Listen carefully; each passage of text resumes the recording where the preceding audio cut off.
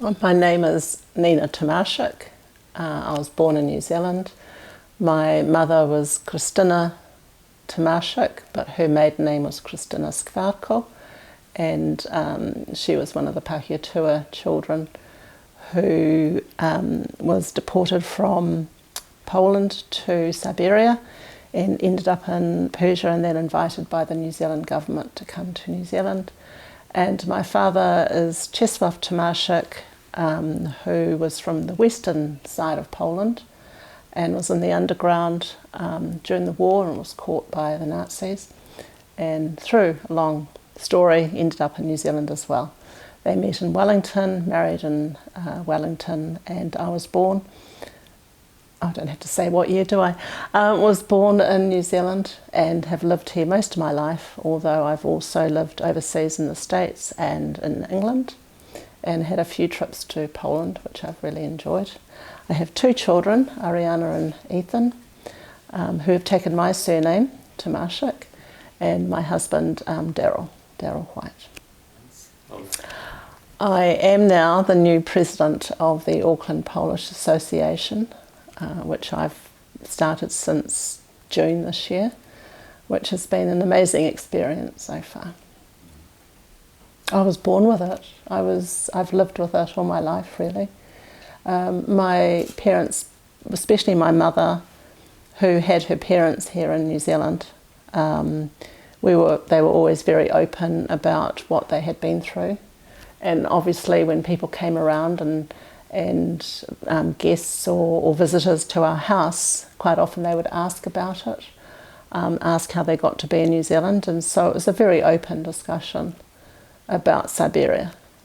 I guess because my parents had an accent, obviously, they were asked quite a lot about their background and how they got to be in New Zealand and what happened, and so they would just answer quite honestly, or perhaps they even spoke about it as a family, with my mother and her uncle, my uncle, her brother, with her parents. It was just something that was always talked about.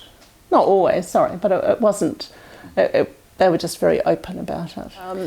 My understanding of the story is that my grandfather, who was a judge, was imprisoned quite early on, and then my grandmother and my mother and uncle were deported to Siberia, and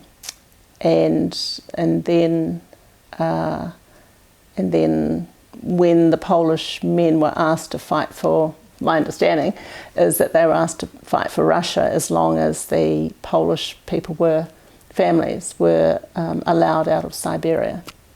So they made their way to Iran, where they had a couple of years, and then ended up in Wellington, or New Zealand, by being invited by the New Zealand government. But it meant that my mother and my uncle had their mother here. So my grandmother was very much part of running Pahiatua camp, as well as the homes in Iran. She was one of the head people there. So it was different, I think, for my mother, because her parents, and then my grandfather arrived in New Zealand as well. He found out where they were, so he arrived, and I actually don't know how they worked out where everybody was. There was no internet, there were no phones, there was no texting to say, here I am, but somehow they all found each other. So my mother so I was brought up with my grandparents around, and that would have been quite unusual. So it was different for my mother and my uncle. I think at times my mother felt guilty that she had her mother around, because the other children didn't have parents. They not just didn't have parents, but they'd lost them in quite tragic situations. So for my mother to have, her mother in Iran or Persia at the time, they were very close. I must say they were very close, but there was definitely some guilt that she had her mother and the others didn't. I think the Pahiatua group, and also how they did it in Iran, that they kept everybody together. So that became their family. Yeah. That became their aunties and their uncles and cousins or brothers and sisters. From what I know, it became very much part of just one big family. And again, when they kept them, which is probably a really good idea, together in Pahiatua, because they thought they were going to go back to Poland. So they spoke Polish, they did their language, their studies in Polish. But my understanding when I was growing up is that it was obviously very cold. There was total lack of food. I mean, the whole trip of being deported, like basically just grabbed from their home and their life in Poland and put in these cattle trucks and trains and driven to Siberia in a completely strange world was horrific. The trauma was just horrific. And yet they still had each other, I guess, at that stage. So I think that's how they survived, is because they were together.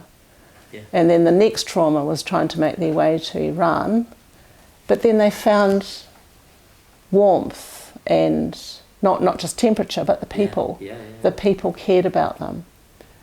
And the ship coming out to New Zealand, the New Zealand soldiers cared about them.